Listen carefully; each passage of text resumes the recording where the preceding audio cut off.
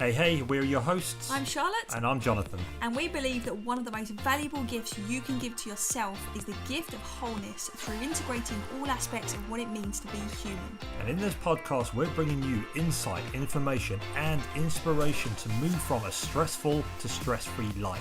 Your journey to becoming even healthier and happier starts right now. Welcome to Wellness Theory, the podcast. So I'm actually recording this after interviewing today's guest for our second podcast, Thrive in the Workplace and Become a Force for Good, because everything that our guest today, Carol, shared about finance is totally applicable to everybody that listens to this podcast too, because we know from speaking to so many of you that finance obviously is one of our biggest stressors, and it can add so much pressure to ourselves, and sometimes it can be really hard to navigate. So we are now sharing this episode on this podcast too.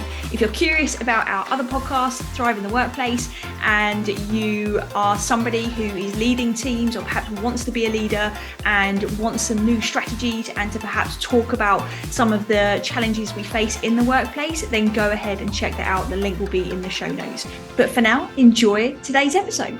Welcome to today's show. I'm your host, Charlotte Stebbing-Mills, and today I'm joined by Carol Glynn, who is a financial wellness coach and mentor. Her company, Conscious Finance Coaching, works with clients to optimize and take control of their money through practical financial literacy education, mindset coaching, and mentoring. She was educated in Ireland and has decades of industry experience as a chartered accountant in audit and industry regional head of finance roles.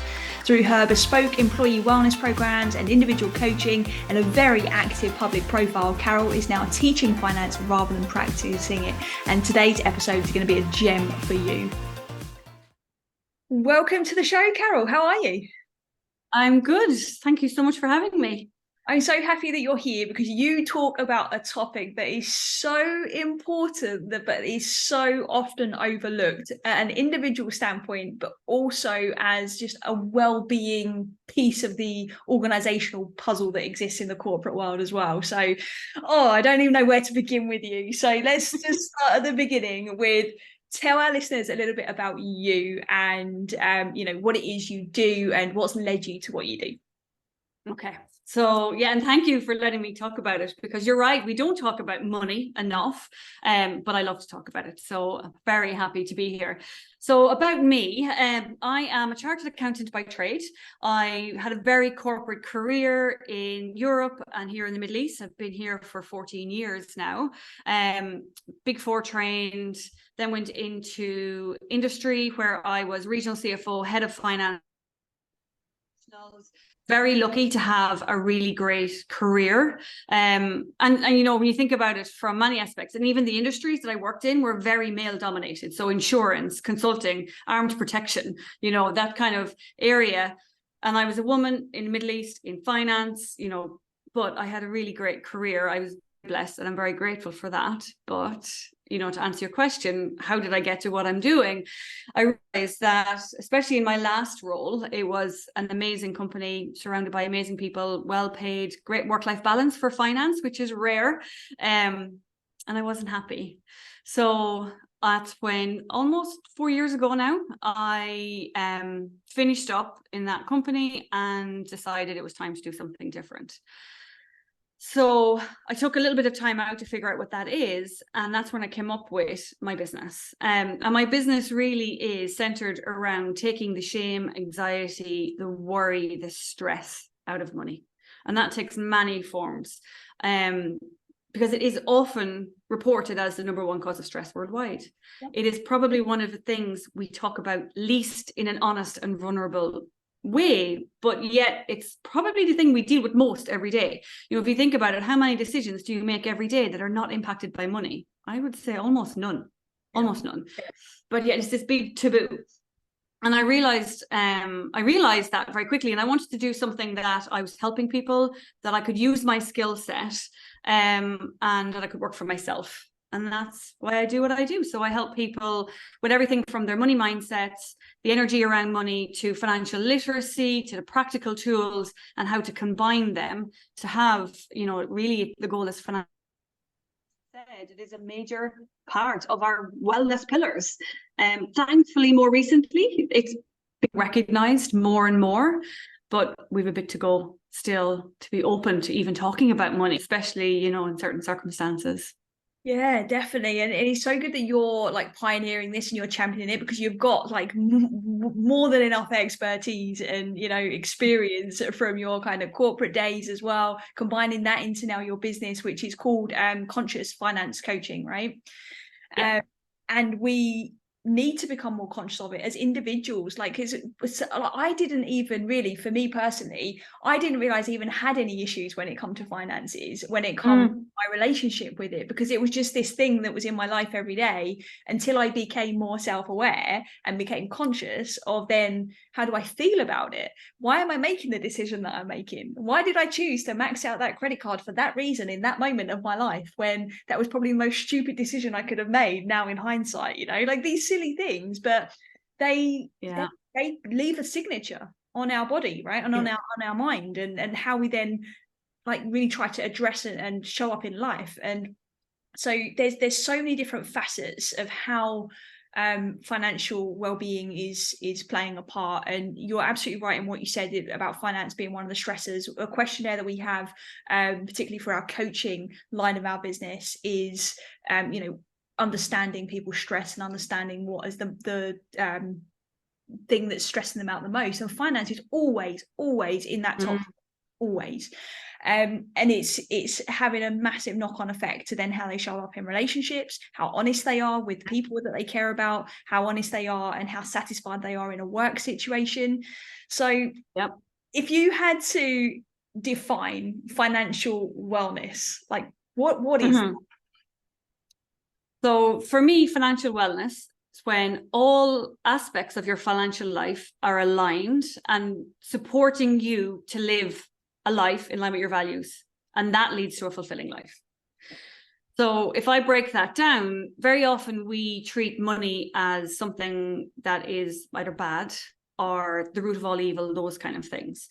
But for me, it's just an energy. You know, it's something that we need to live our daily lives. And when we control it rather than letting it control us, it's just a tool for us to do what we want to do in life. So when we come at it from that side, that's when financial wellness starts kind of manifesting itself in our lives, that we're not working for it, it's working for us.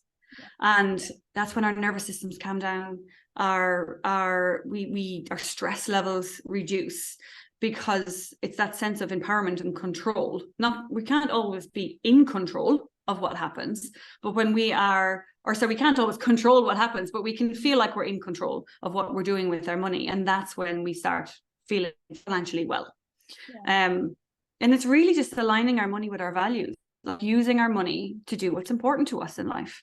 Yeah, I think it's sometimes a challenge, because money and finance can sometimes be really overcomplicated, and therefore it's easier for people to almost like bury their head in the sand and not ignore it, but just think about it as minimally as they can. You know, most of us, we learn maths at school, but not really in a financial context.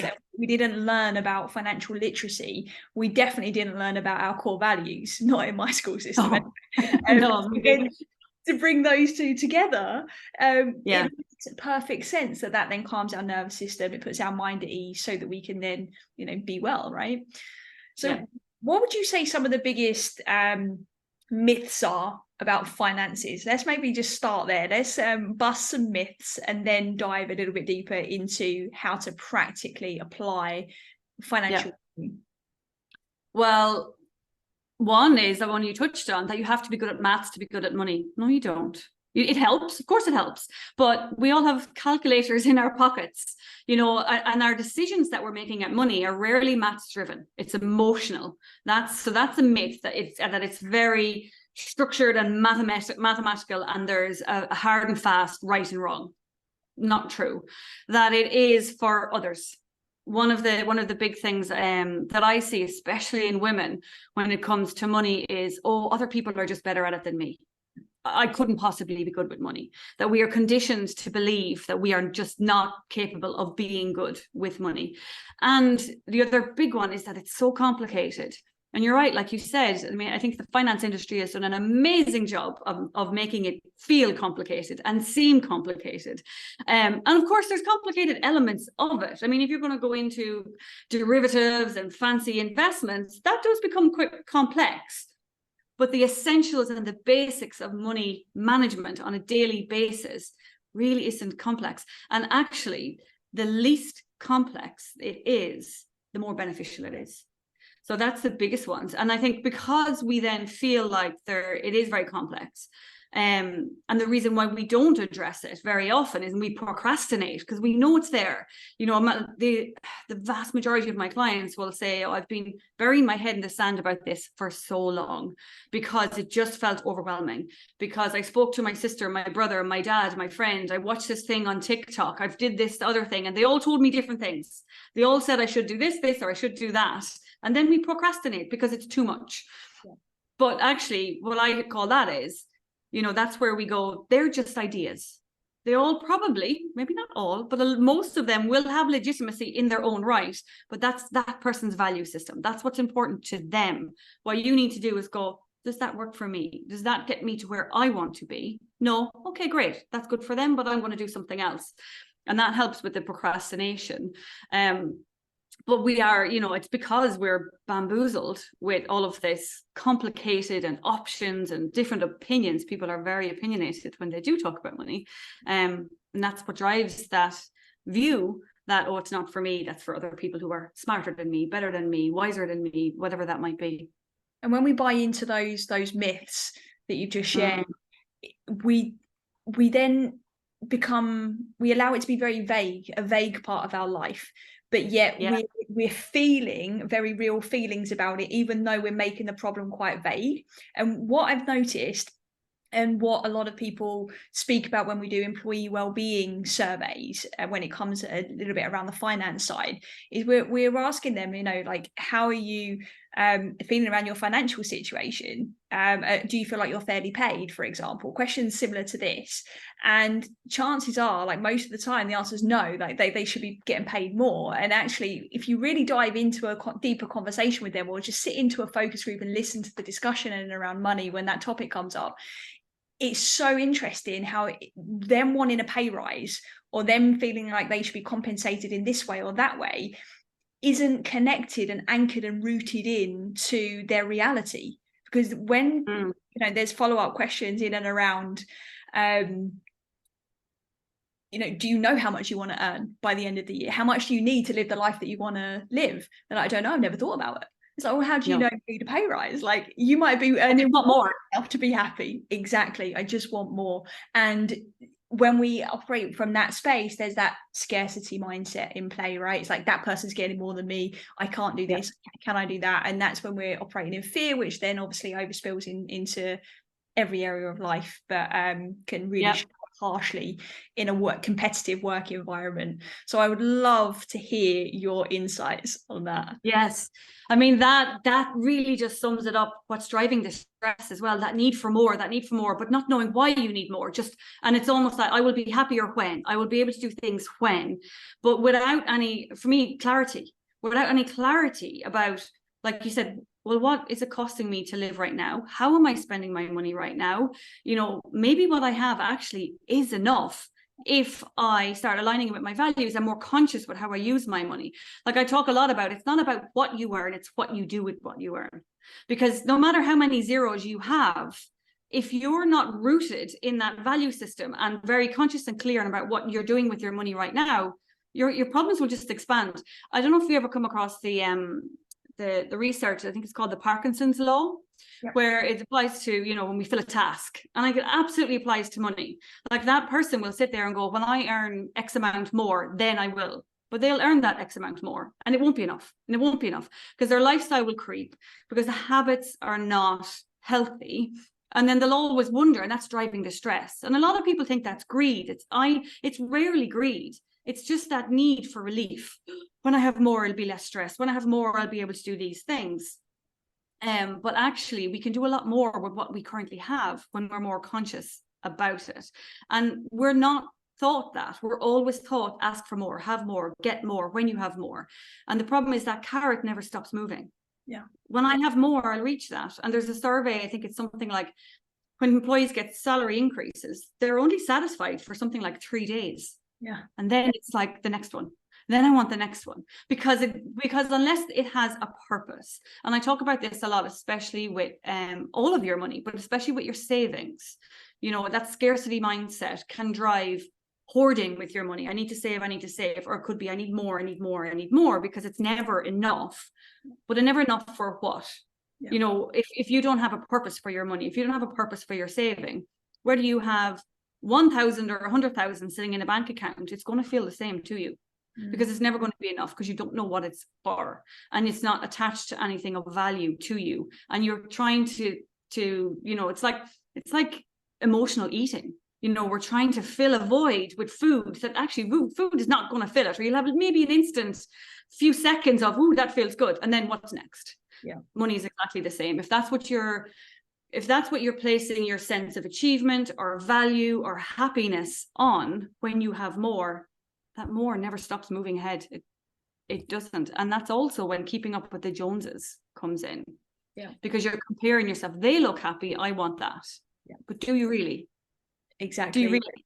If you really like looked and seen what you really want, you know, it fascinates me, it really does, because like it's easy, I think, when you're on the other side of it to see it, but when you're in it, it can be really, really tough. So I think we end up setting ourselves up for failure in many ways, right? So we think that striving for more is the way forward, like that is the way to go. But what that does, sets up individuals to fail often, but it also sets up organizations to fail to some extent as well, because they can't keep promoting everyone and they can't keep giving everybody pay rises. Look at the economy, look at the way businesses are run. Like, it's not practical to do that in the same amounts that individuals are demanding. And I think it's become more and more apparent that, you know, there is a lot more opportunity now. The world's opened with the internet. People can earn more money here, there, and everywhere, and they try and have these side hustles, but then that's then affecting workplace performance, where they're perhaps spending their full time. And there's, I think, such a opportunity for companies to start to mitigate some of these issues with their employees, because it's them that will benefit in the long term. If they know that their employees are happy and aligned when it comes to financially, they're not going to get every employee banging on the leader's door saying, I want a pay rise, when's my next, you know, increase. Yeah, and I'm laughing. Some corporates have said one of their fears of having someone to come in and talk to, I just get a line of people outside my door asking for more money. And actually it'll probably be the opposite. People will feel more satisfied with what they have, or if they do come asking for more, it's from a more grounded place of, actually, my role maybe is at a level where it should be earning this amount of money, rather than I have to have that lack you need to give to me that never stops. That actually what I do exactly is help people manage the money they have better, so that they don't have that constant stress and need for, I need more. I can only do better if I have more. So yeah, it is. But there is that fear. Absolutely. I've had that a few times. Oh, won't they just come looking for more money? And this is real issues. But no. Right? But if you flip it on its head and then go back to the why is it happening in the first place, and like you said, it's very emotional. So by just giving somebody a financial physical fix and increasing the number on their wage slip or in their bank account isn't going to resolve the emotional issue.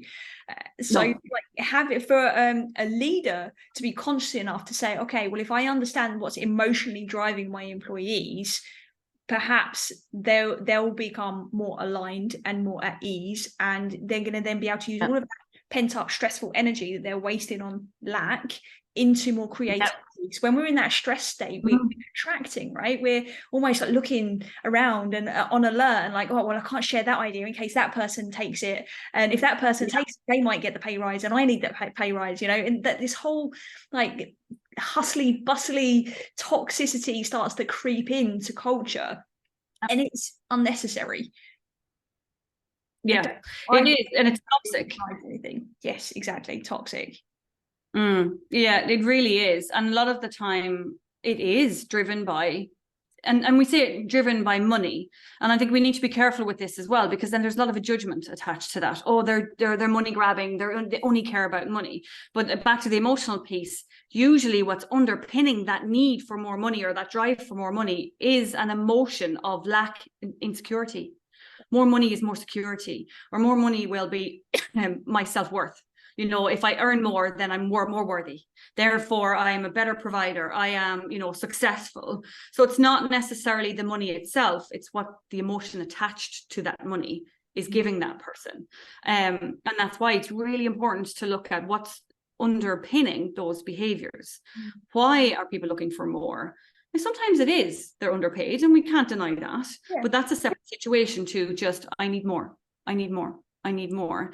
Why do you need more? And that's where I love when companies allow me to come in from that prospect, that mindset, to just bring it back to, okay, well, what is your value system? What are your goals?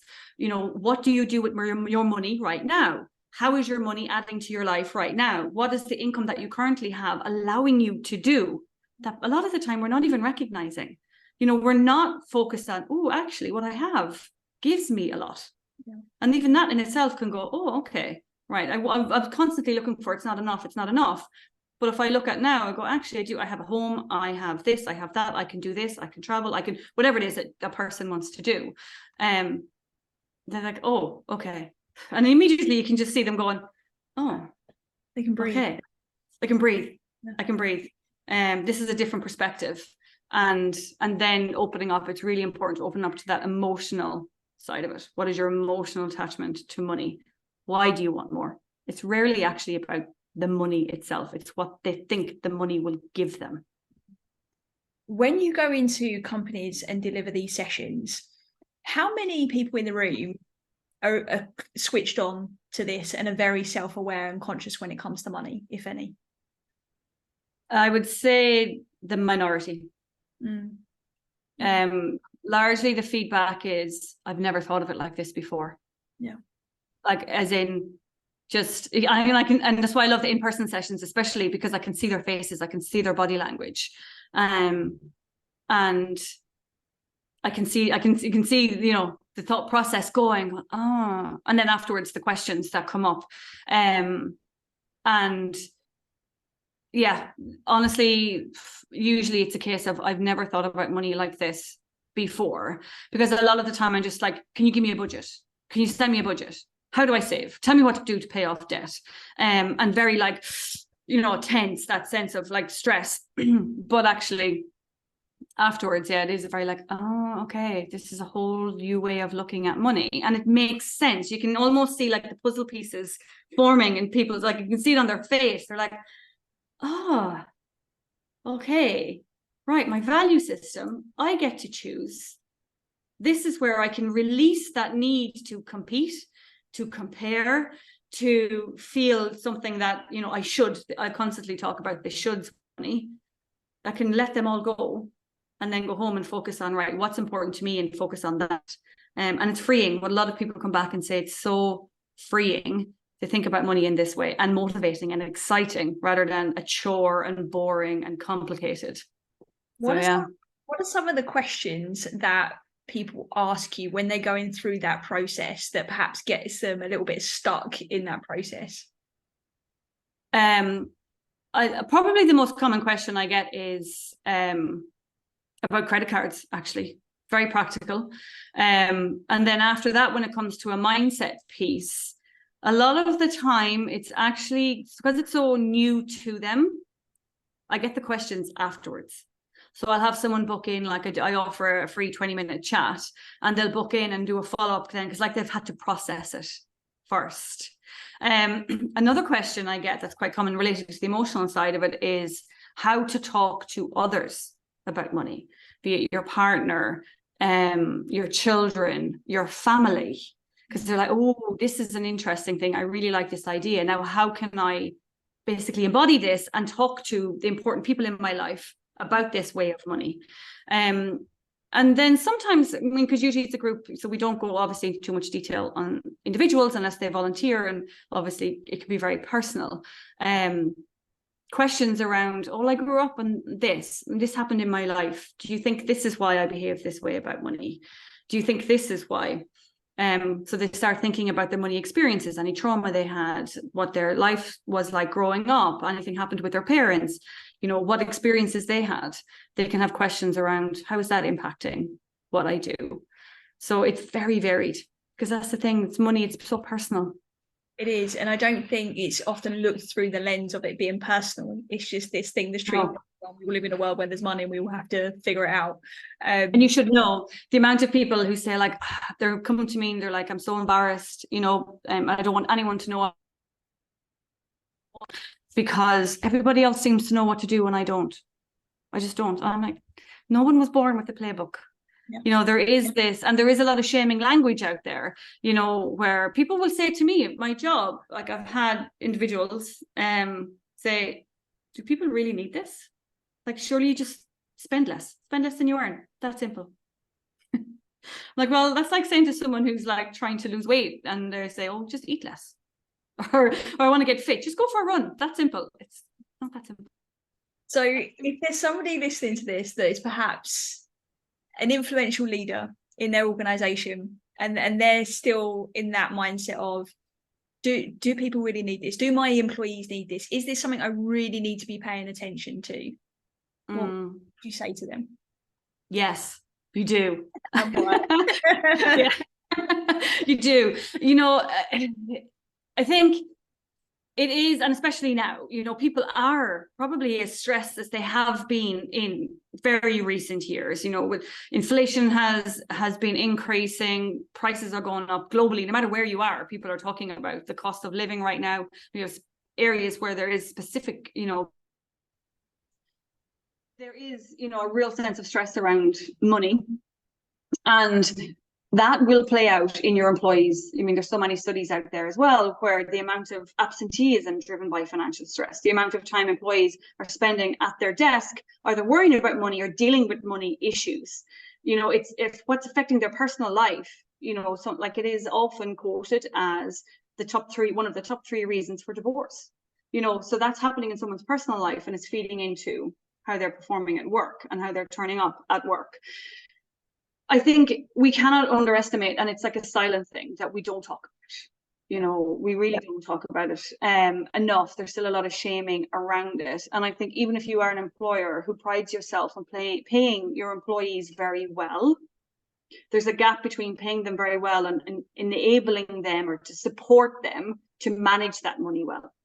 Because when they can manage that money well, that's when they turn up happier, more loyal, more productive, like you said, more creative, they're less stressed, they're calmer, more collaborative individuals. And no matter what size operation you have, whether it's 2 employees or 20,000 employees, I seriously doubt there's any organization that can sit there and say, my employees don't have financial stress. Yeah, 100%. I think you highlight a really important piece there. It's one thing to pay your employees well, but then teach them what to do with that money is really important. Not telling them what to do, but giving them the basic skills. I remember there was a time in my career I got a pay rise, and it was the most money I'd ever had, and I wasted it month after month after month until I learned my lesson. And I could have learned that way sooner had I had some support from the workplace, because I didn't get that support at school. I didn't get that support from my family home.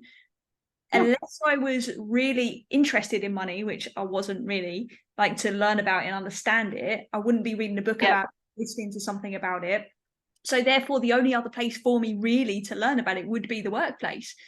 And it wasn't there. It wasn't present. And I can only imagine then what that feels like when you're on the other side of the coin and you're not being paid well. So perhaps you're not being underpaid and you don't know what to do with your money, right, in the most effective way. That just puts us into even more of a stress state, and it puts your nervous person, your mental health under even more strain.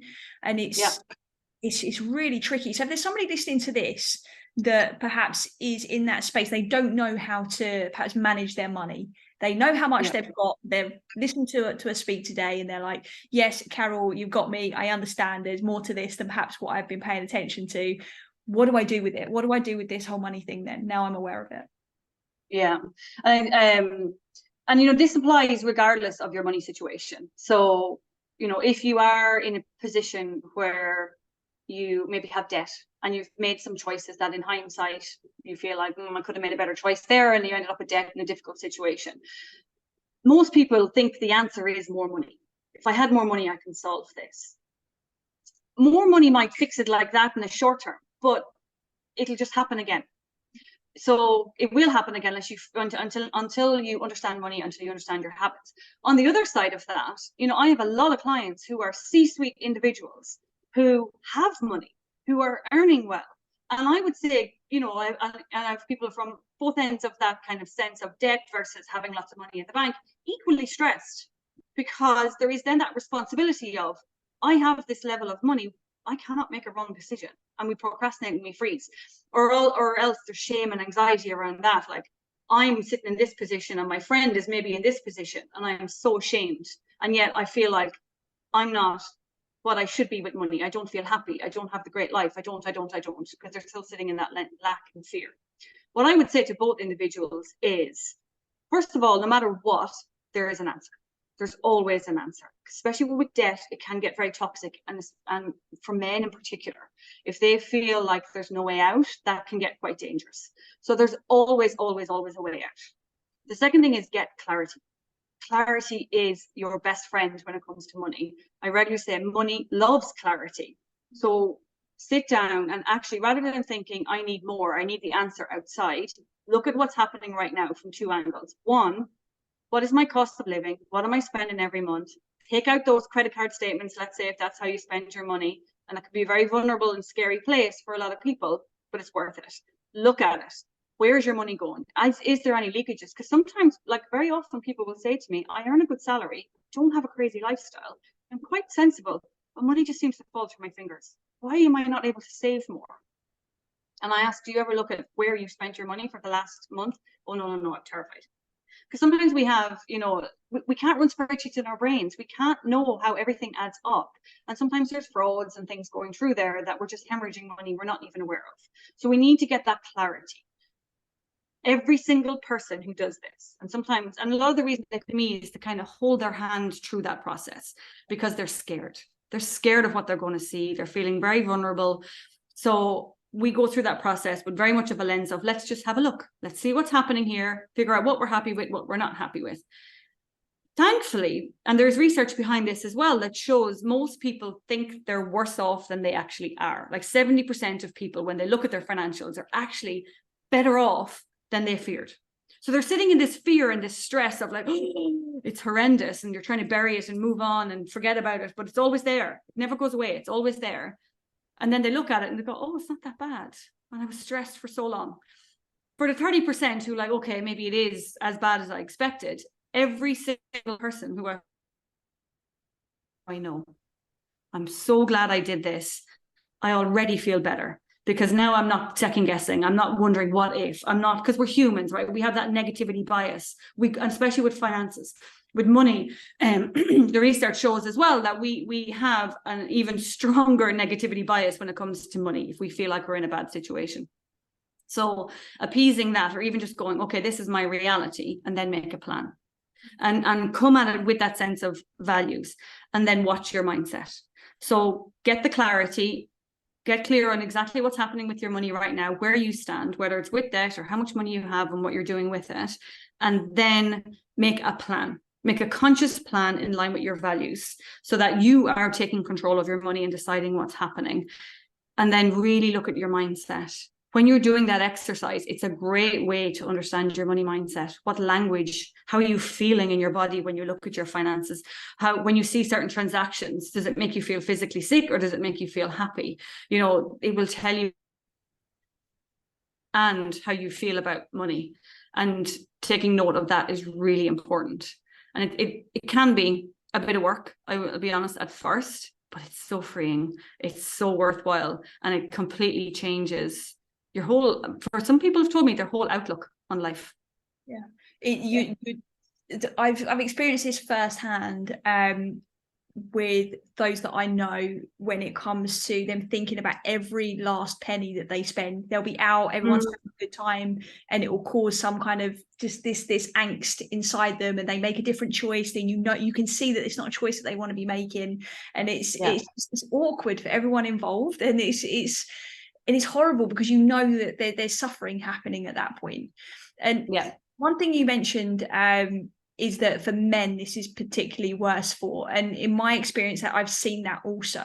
And is that really because of that masculine, energetic nature of needing to protect and needing to provide?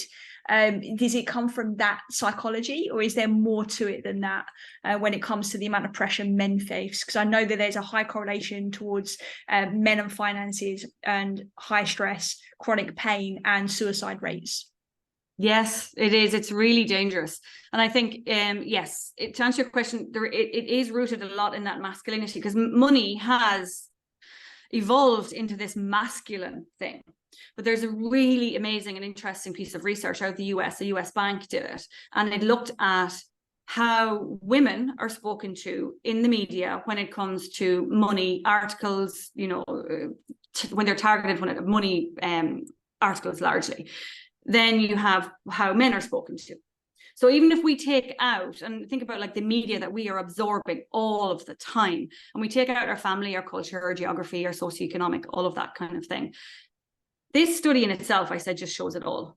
When men are spoken to when it comes to money, it's very powerful words. It's about earn as much as you can, provide for your family, be the man. The more money you earn, the better man that you are, and you have to do this and invest and be strong and take risks. And that kind of bigs them up to be like, this is how I am. This is a man that I am. Whereas women, it's about stop shopping, find discount codes, save a little, don't be frivolous, and just have a little bit on the side just in case. But basically leave it to the men. You just, rein in your shopping sprees and control your urges. So if you think about it, we're exposed to that on a constant basis from a young age.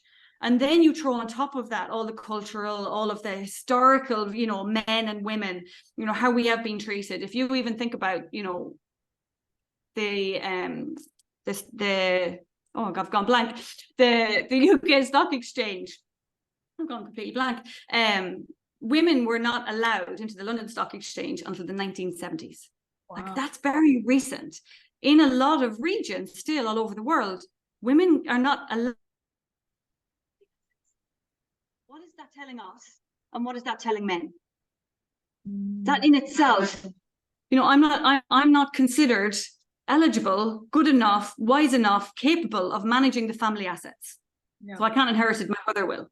Even in Ireland, they up until very recently, and even still happens, it still happens to this day, it's a family choice, but it still happens that the eldest boy in the family gets the family home in the inheritance.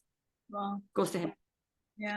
So what's that telling the females and what's that telling the men? So the men are conditioned to, and then that's a lot of responsibility for them. I think sometimes we forget that, because I do focus largely on women, because I think we're hugely underserved when it comes to financial information that we can relate to, that we understand, that actually is meaningful to us. However, men carry so much weight, so much responsibility. And that's when it's not going well. It can be very tragic at times. And it's happened. I mean, it's happened to people I know where they just saw no way out. And it can really be attached to their self-worth. Yeah. If I'm not earning for my family, I'm not this, I'm not that. And it's dangerous. It really is, if we don't kind of acknowledge it, because sometimes it's so subconscious. And then you can imagine it causes the issues in relationships between men and women. Yeah. Because he's coming at it from his masculine energy. And I did a corporate wellness workshop recently, and it was really interesting because it was about 2/3 women, 1/3 men. And I asked a question at one point, I put it out to everyone in the room: what does money mean to you? What is money? And the women reported security, independence, freedom, dignity. The men, social construct, what I need to get ahead, and something else quite practical. I said, there you go. So you try to get in a room, it says it all. So a man is coming at that conditioning and that belief system that money is a tool that I need to get ahead, and it shows how good I am, how successful I am. And a woman's coming at it going, well, it makes me feel secure. It's very emotional to me. And I'm feeling very insecure and vulnerable here because I've never been taught about money. Investing feels very masculine and I'm not actually okay with it. And they try to have a conversation about family finances. And they can't, if they don't see each other's perspective, is it any wonder it causes arguments? And it's a problem if we don't. And they're the sessions I love doing a lot, actually, the women and men and money, because from a relationship perspective, that's where I get women, especially at the end, and men as well, actually going, I can't wait to go home and talk to my husband about this now. What is our value system when it comes to money in our household? And I'm interested to know now, that's why he behaves like that when we talk about money. Because I know now in his childhood, this, I get it now. And you come at it's more, and vice versa.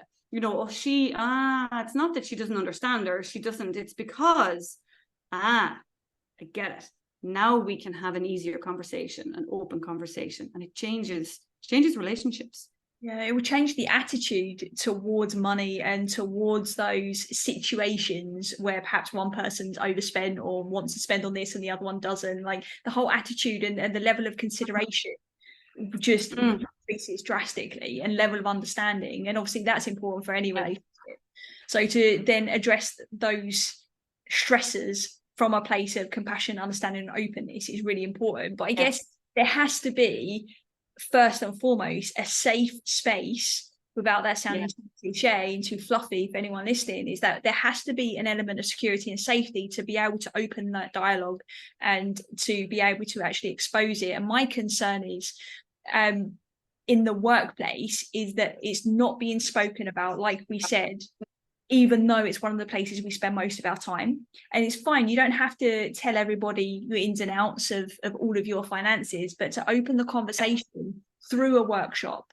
So with independent like yourself, helps to create a space where men can talk about their emotions around it, when women can really openly share what's on their mind and learn the literacy that perhaps has been missing all this time. But there has to be the environment created for it. How important is that in your eyes? Oh, it's so important. And, even not just that men can share their emotions, that men are often unaware that there is an emotional element to it. For them, it's very practical, very often. That's a generalization, but it's the reality. So even just opening their eyes to go, oh, there is an emotional side to money here that I hadn't even thought about before. They'll be feeling it, but maybe unaware of it. And creating that space where it's okay to talk about money. And even in the relationships in work, and again, it's not just couples who benefit from this. Colleagues will benefit from this, where they will understand each other more. And in my workshops, we don't ever talk about personal circumstances. And I personally don't think that we need to be sharing what our salaries are. We don't need to be saying what our personal finances are. That can stay very private. It's still a very vulnerable space for us. But what we can do is be able to say, I'm quite stressed about money right now, or I'm feeling this, or this has happened. And therefore, this is why I do. Or like to your example, like we might have a lunch out with your colleagues. And if they can understand why one person is saying, no, I'm not going to lunch because I'm saving money for this, it's important to me because.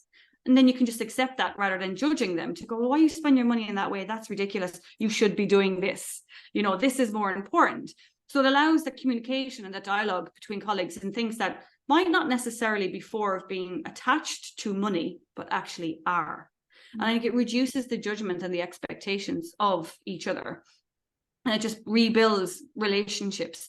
And especially when it comes to different cultures as well, if we can get in a room when you've got men, women, cultures, age groups, and people are sharing safe experiences, again, people get really interested and they think, because they find it really interesting, thankfully. When we get into that space, people do think, oh, because it's new. I never thought of it like that before.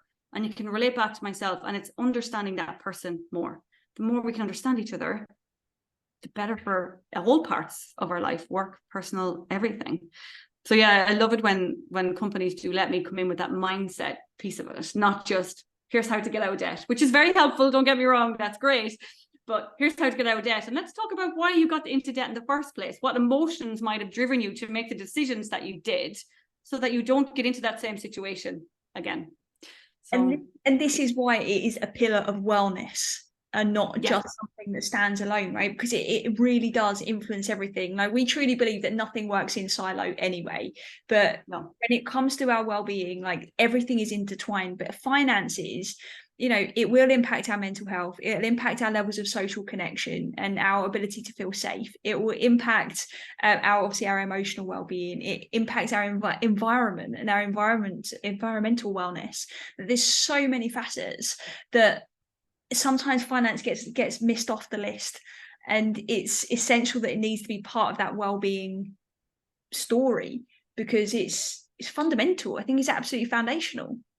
It's foundational. And actually, I believe, and I might be a little bit biased, but I believe that, like, it underpins all of it. If you think about it, like, I talk about emergency funds, for example, if I put it like this. So, and I actually prefer to call them cash cushions, because who wants to save for an emergency, right? That's not very motivating. That's actually generating stress. I need to put money aside because something bad's going to happen. A cash cushion is money I have there that gives me freedom. That's like, oh, if something happens, I can pay for it. I'm good. I'm fine. Whew. My nervous system gets, you know, immediately to think and it's a great way if you are stressed and you think, oh, something has happened, well, how am I going to pay for this? That's okay, the money's there. It's okay, the money's there, I can deal with it. So when we have that sense of like calmness, then we're making decisions less out of lack and fear and more out of that kind of conscious way. And if you think about it, what are those decisions in other aspects of wellness? Can I go to the fitness class? Can I do the meditation class? What level of groceries can I buy? Can I buy organic, or can I do this? Can I socialize with my friends? That's social connection. That's so important. Can I socialize with my friends? Do I have the money to do that? Like, if we think about all of these things, like even, you know, get good sleep, you know, having healthy habits. If I want good sleep, then I want a good sleeping environment. That means a nice mattress that I have to pay for. You know, all of these things, money does help us to either enhance them, or it's going to hold us back, or it's going to feed into, ooh, you know, even, oh, I bought the nice mattress, but oh my goodness, it was so expensive, I couldn't afford this. And then if you're lying on that mattress thinking, I spent so much money on this mattress, this is crazy. Sense of, okay, I planned this, it's conscious, it's in line with my values, because one of my values is to be healthy and whatever that might be, and sleeping is a big part of that, and I'm investing my money in that, and I am so grateful that I had the money to do it. And you lie on that mattress and go, this is amazing. Money helped me achieve this good thing in my life. That's the difference. And money impacts pretty much all of it. It does. Yeah, absolutely it does. I can't think of one thing that it doesn't impact. Yeah, it's almost because even people say, oh, well, you know, if I go to the beach, that's free. I'm like, well, how do you get there? What do you wear? Do you eat while you're there? Even if you bring groceries, are you too busy earning money? What's that? Have time to go, or are you too busy earning money? Yeah, exactly. Or you're too stressed when you're there because you're worrying about money. You know, there's almost nothing like that. Even like, oh, sleeping, but you're sleeping in a room with air conditioning and the clothes that you're wearing and the bed linen that you're lying in, the mattress that you paid for. So money impacts. And we're not even talking about being rich here. You know, we're talking about having enough money to, like you said, start living in alignment to what we value. Yeah. You know, you don't have to have the most expensive mattress. You have to have the one that fits your body, in your shape, in what your needs are. It fascinates me how kind of full circle this is, how intertwined it all is. Let's get even more practical. So you talked about getting, first of all, taking the courage to look behind clarity. Yeah. Talked about then having a plan. What could a plan look like? And I get that it would be different for everybody, but are there any rules of thumb that are very practical for anyone listening? Yes, my favorite one. So I often get asked, how much should I spend on my housing? How much should I be spending on whatever that might be? I personally love the 50-20-30 rule. So, you know, I didn't make this up. It's been there for years. What it does is, I actually call it a benchmark. I use it as a starting point. So if I'm working with someone and we're looking at their finances, we'll categorize everything and then say, okay, how are you going against the 50-20-30 rule? And what that is it suggests that up to 50% of our income is dedicated to our needs. So our basic needs, our housing, our food, our electricity, things that we have to spend money on to survive. Now, how much we spend on it can be discretionary, but they become our fixed costs very soon. You know, we buy a house and the mortgage is set. We rent a house, the rental is set for a period of time.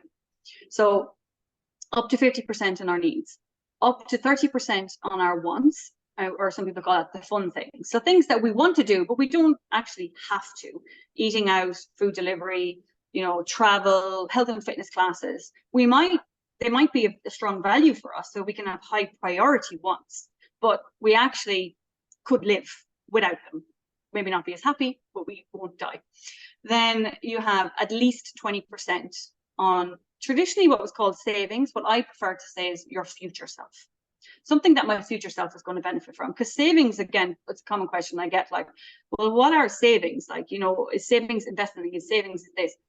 So I would say my future self. So maybe it's up to 20% paying off my debt, saving towards that emergency fund or cash cushion, saving towards your retirement, saving towards a deposit for a home. Something, but we need to, I would recommend you need to make sure that that future self is something that's important to you. Going back to giving it a purpose, give those savings a purpose, not just money in the bank. So money in the bank is not going to ease your nervous system. It won't, because it'll never be enough. It has to be that money in the bank gives me the sense of security that if anything happened, my family are taken care of. I can go home when I need to. I can pay for the car if the engine blows up. You know, I can. Or I'm saving towards a house. It's important to me to provide security for my family so that we can have a nice home and environment to live in. That's what that money is doing. So that, and then do that for a year. And that, because when you do the clarity piece that I mentioned earlier, you get a good insight into what you're happy with, where your money is going, what you're not happy with. Your value system will bubble to the forefront. Because when you start looking at, oh, I spent all that money on, and that could be anything. I'm in the UAE. We're in the UAE. One of the number one costs I see on when we do this analysis is eating out. And there's a lot of that's connection. You know, we eat out with friends and family because it's connection, given where we are, we're largely expats. But very often people will go, oh, I had no idea I'm spending that much money. It adds up to that. Like I had one family who said, no, eating out for us is probably like maximum 2,000 a month, maximum. And when we did it, it was 6. They were horrified. They were shocked. Like, how is it that much? In their head, it was just lunch. They're like, it's the breakfast, it's the coffees, it's the dinners here and there, it's all of these everyone's that they just didn't even register. But their value system was like, we don't need to do that. This is madness. Let's reduce that to put the money somewhere else. So do that practical, that cash flow plan with that in mind. Another family were the same, and actually, interestingly, theirs was as well about 6,000 a month. They were like, we're happy with that, because for us, that's when we see our friends, we connect as a family, we play card games around the table. We're happy to invest that amount of money given the income that we are and our priorities in life. Fine. So in their cash flow plan, they will have 6,000 a month. The other family will be like, no, 2,000 is enough for us, and we'll manage that. And do it with that premise and plan that out for 12 months. And what that will do for you on a practical level, it will give you clarity. You are taking control of your money. You are telling it what to do. It's not controlling you. You are putting it there tangible. So it's no more kind of, oh, I don't really know what's happening and I'm constantly reacting. My car insurance is due in April every year, so I'm going to start saving for that now. My annual travel costs this amount, and I want to keep doing that because that's important to us. So I'm going to start saving for that amount to be spent next July. I'm going to start planning for that now.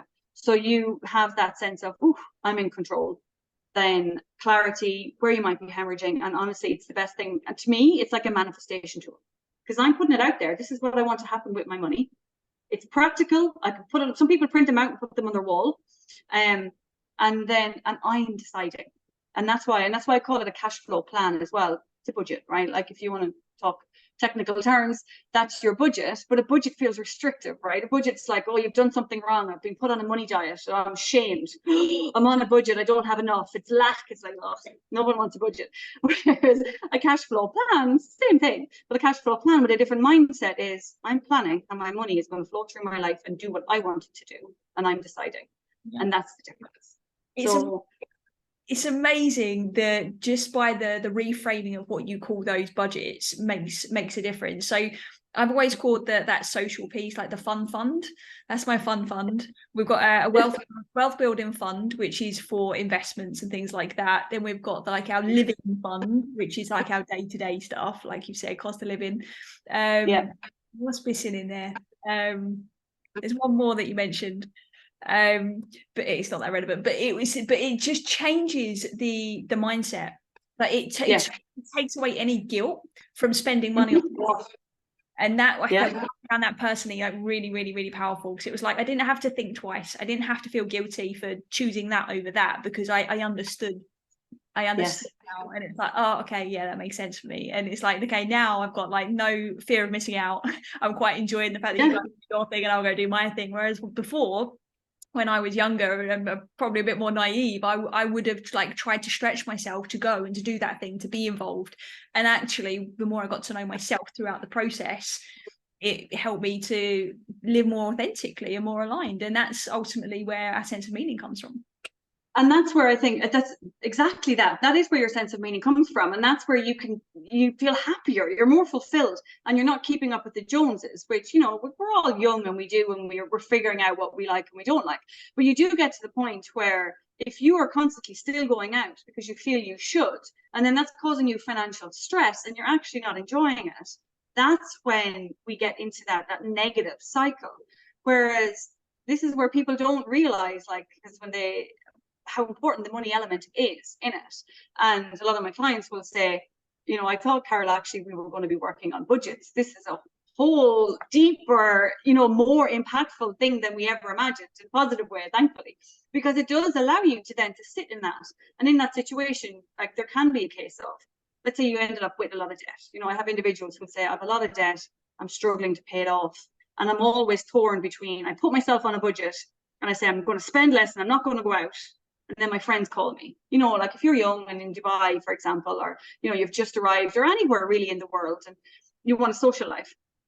And then my friends will call me and say, oh, we're going to brunch, or we're going to this, do you want to come? And it's very hard to say no. It's very hard to say no in that situation, and have it explained, and the peer pressure and all the rest. Whereas I sit with that individual and I say, okay, like, let's do your cash flow plan. What do you want to do with your money? How much do you want to dedicate to socializing in this case? And then what are you going to do with the money that you're not spending? What are you going to do with it? What's it for? Let's say in that case, it's to pay off debt.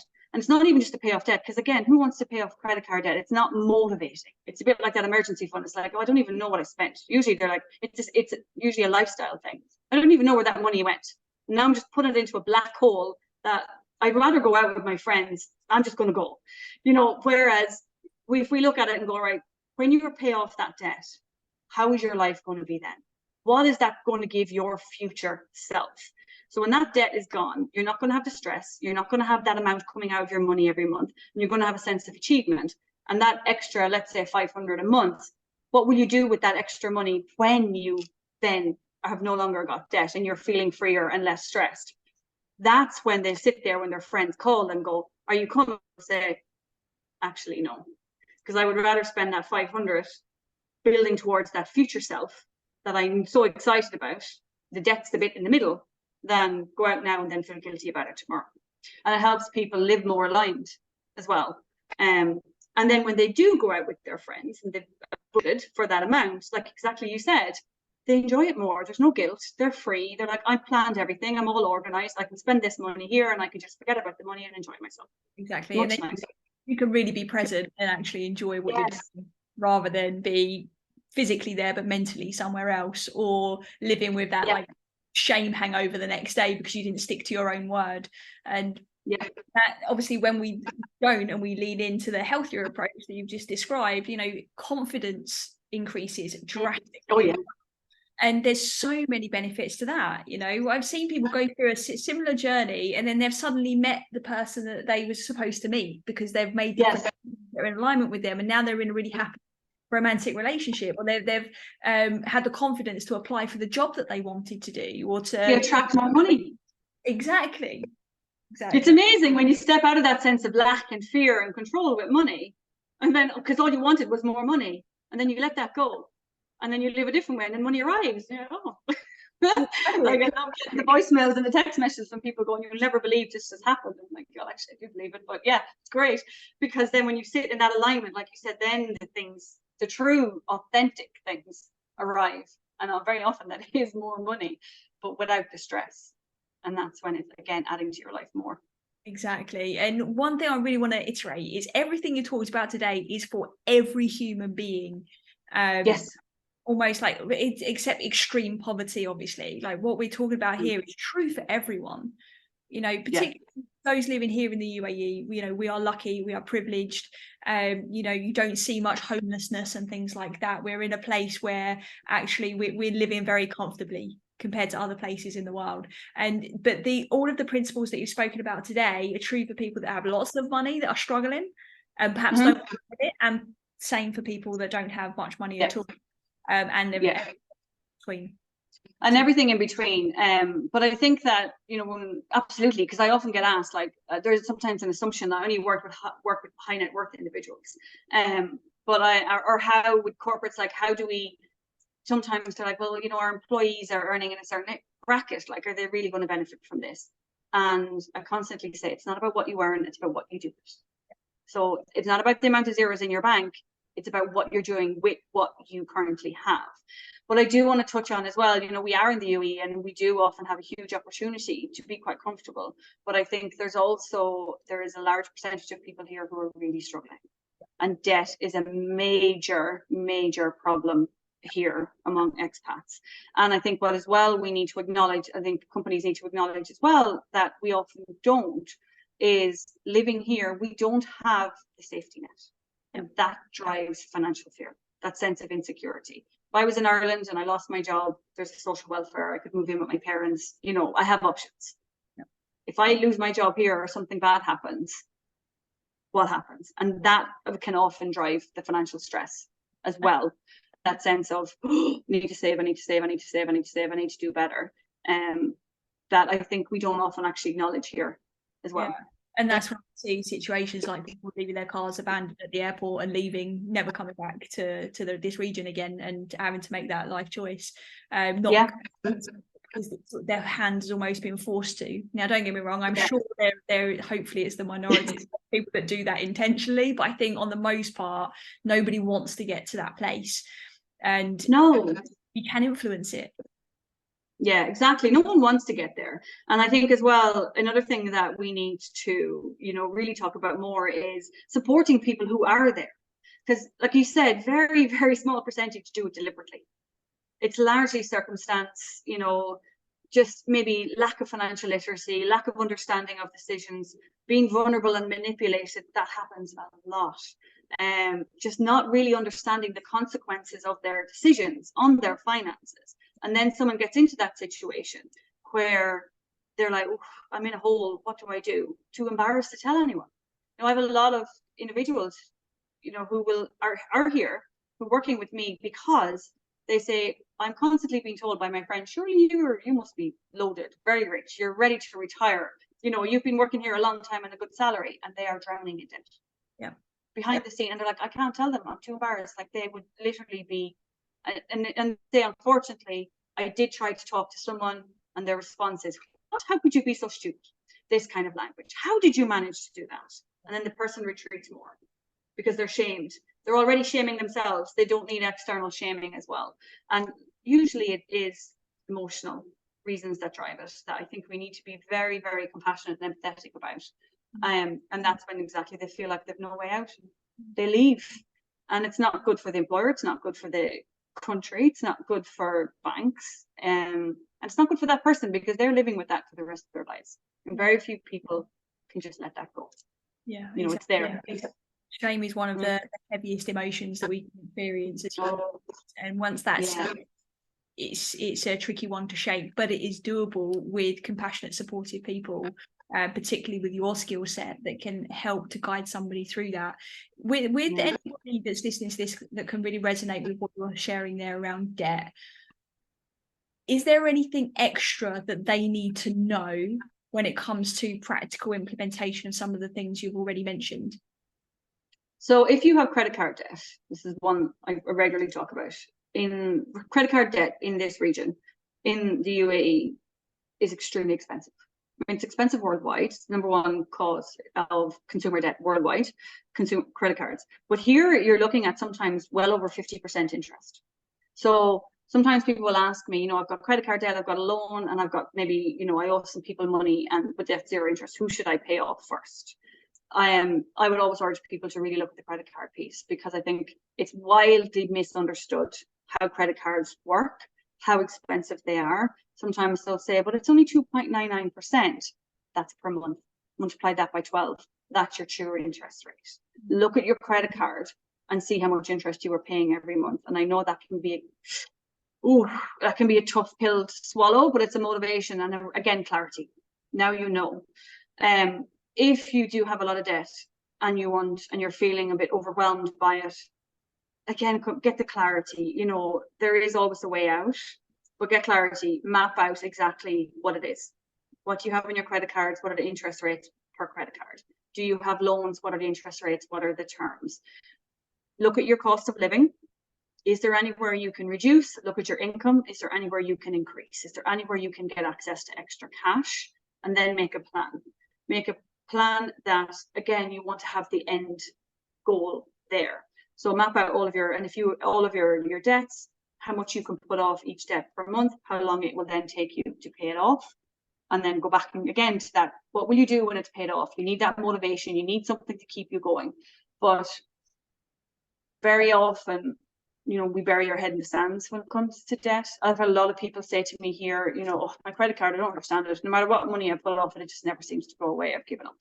I've given up. And then it's just spiraling and it's getting bigger and bigger. It doesn't go away. It doesn't go away. So focus on credit card debt and be very, very careful of credit cards.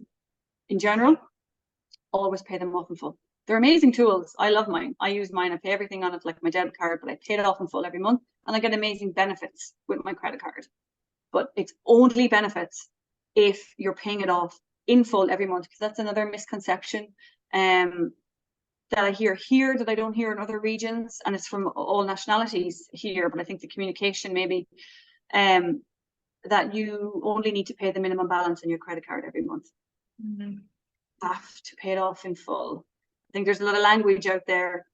If you only need to pay off your minimum balance every month to avoid the late payment fee and to protect your credit card score to a certain extent, it does not protect you from interest. Yeah.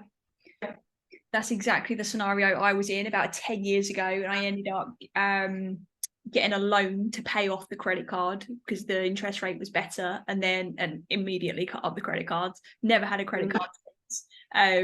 Until, actually, that's not true, until about maybe 4 or 5 years ago, I then got a credit card again, in the way that you've described, but I had to have a period with not having one. That's a good idea. Yes, if you do have credit card debt and get it like a consolidation loan, what we mentioned earlier is then take a period of time without using that credit card, work on your financial habits, upgrade your financial literacy, understand how you got into the situation that you did.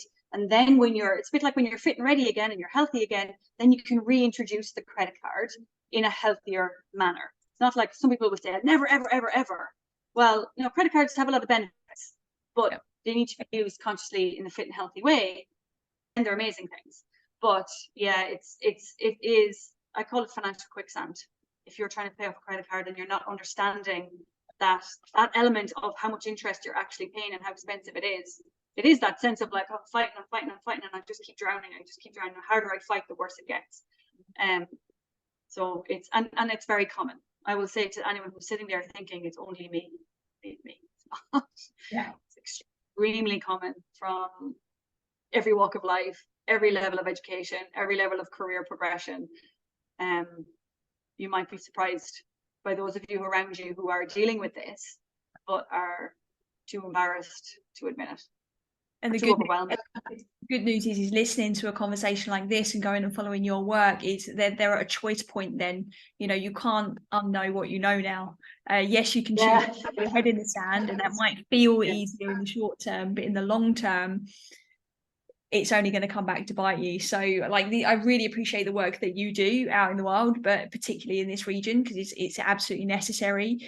Carol, is there anything that you haven't mentioned? And I know you've mentioned a lot already, you've shared so many insights that will be useful, but is there anything that you think our listeners like really need to hear when it comes to financial wellness? I think we have talked about a lot, haven't we? We went quite broad, which is great. I think, really it is about, it's worth it. I will say investing time in this is self-care. You really are doing your future self a massive, massive benefit. You will be glad, regardless of where you're sitting. Even if you're someone who feels quite comfortable, there is so many elements of financial wellness that we can improve on, and it will help. And it will help your relationships. It will help your stress levels. There's so many additional benefits that when we look at our finances and feel more in control of them and feel financially well, it impacts our relationships, our eating, our sleeping, our exercise. Like it really is worth that foundational that benefit that we get to our basic our decision-making foundation. So, but also be kind to yourself. I think that would probably be the biggest thing. If you're doing this and you're scared and you're afraid of what you'll see, be aware of the negative self-talk. Be kind to yourself. As we say, when we know better, we do better. And we can really sometimes only do better when we look under that hood. So, but there's enough negativity out there. Do it with that view of, okay, it's time to look at this. It's okay what happened in the past. I'll learn from it. And my future self will thank me. So, yeah. 100%. Amazing. Carol, thank you so much. I've got one last question for you. It's the same question I ask all of our listeners. So for every listen this podcast gets, a donation is made towards one of the 2030 global goals. We do this so to demonstrate how we can perhaps use some financial wellness to be able to actually support big causes and help companies as well or encourage them to fulfill and contribute to their corporate social responsibilities by linking simple actions of what they perhaps already do inside their business to be able to then be a force for good elsewhere. So you've chosen the goal of a life below water to support this episode. Why is that so important to you? I'm heavily influenced by my children. So we talk a lot in this household about, sea life. I mean, I love scuba diving. I love swimming. I love being by the sea and the ocean. And we do in this house feel very passionate about recycling and cleaning up the oceans and the damage that's happened there. And that is why. So yeah, it's just something that as a family we feel very passionate about, cleaning up our seas.